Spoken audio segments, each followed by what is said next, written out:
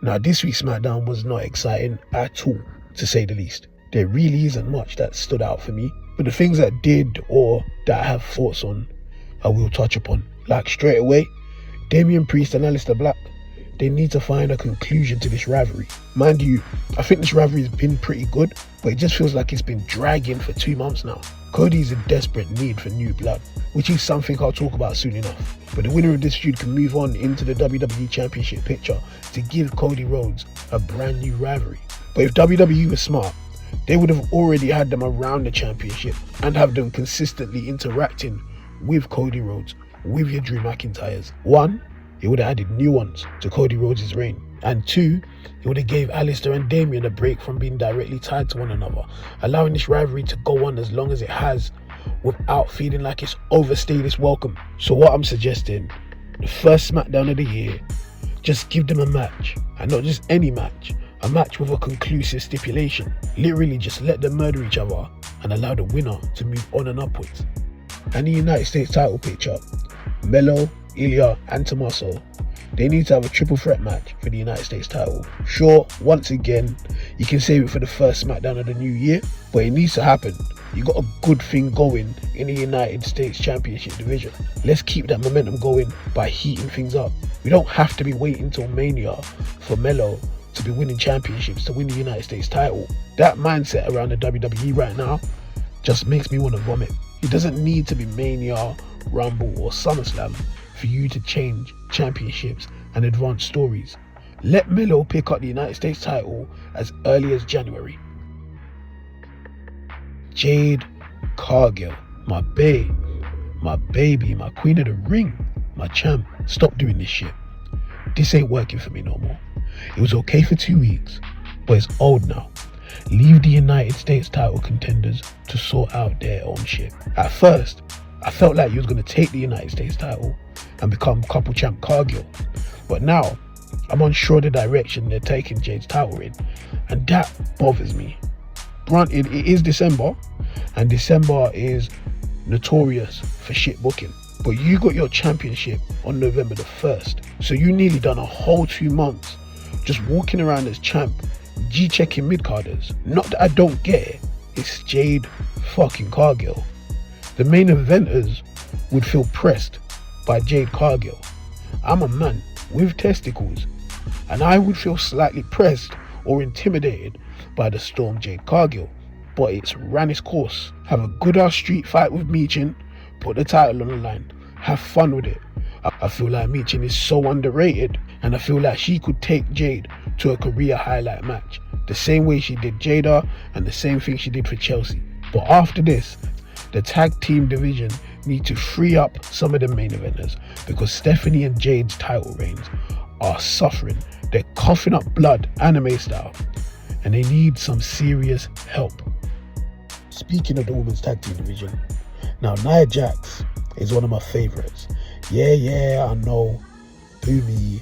How dare I be a Nia Jax fan? Lash Legend, she's someone who I've seen massive potential in from her NXT days. I've been saying it for about 2 years. I was telling everybody who would listen, Lash Legend was main roster ready. But can someone explain to me why the fuck the Kabuki Warriors lost this match? Mind you, they're the champions. 2 months ago, Asuka was being revived. I felt that same danger that I felt about NXT's Asuka coming back. But you, man, are undoing all of it.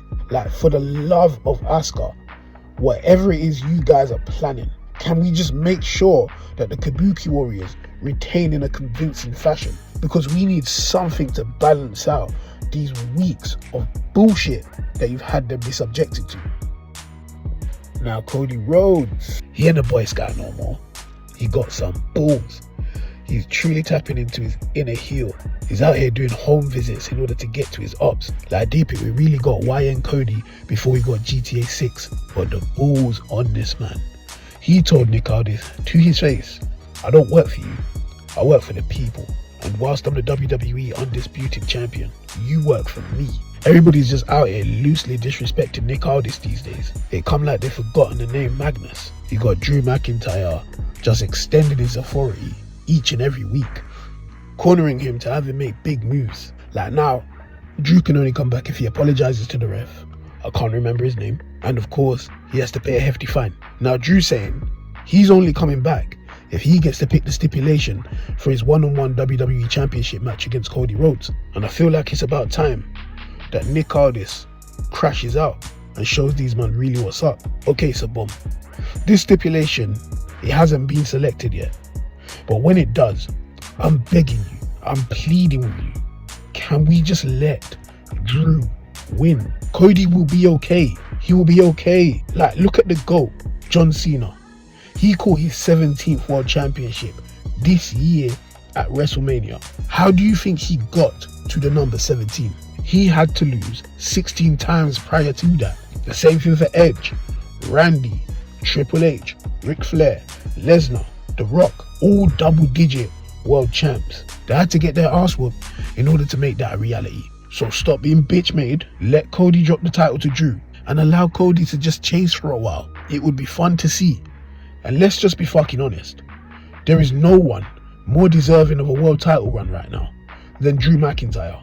No one. And it's not like he's this unknown commodity where you really gotta wonder, is he gonna sink or swim? You know he can carry the title because he carried us through our bleakest time, the COVID pandemic era. Like, so stop this shit and reward this man, bro.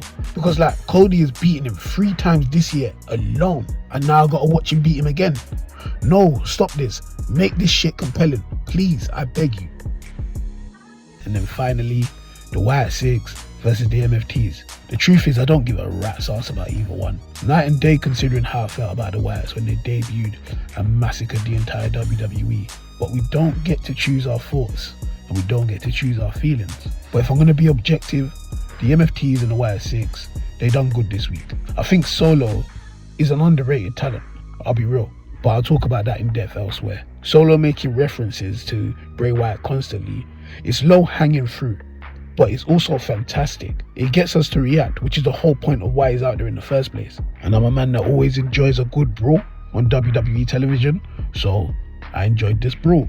It was fun. It wasn't the typical wrestling trope. Brawl until the babyfaces throw their heels out of the ring and then start taunting them. Nah, this one was back and forth. It went on until the cameras went off, and there was a lot of fun spots within it. Of course, the Wyatts are still the champs because the match ended in a no contest. I really and truly don't know how they plan to follow this up. War Games is gone. Traditional Survivor Series went with it. But what would be great is if they went back to that match that happened, I think it was Survivor Series 2002, the one where you had the Hardys and the Dudleys, and it was 3-on-3, and it was absolute carnage. These men was doing the nuttiest spots. Pause. But something like that with these two factions, I think that's the strongest way and best way to use them. I think we could feed families for generations if they listen to me. But as I said, SmackDown was nothing special, which is really to be expected at this time of year. So I've got nothing left to say besides like, comment, subscribe, and thank you for watching Most Love Wrestling.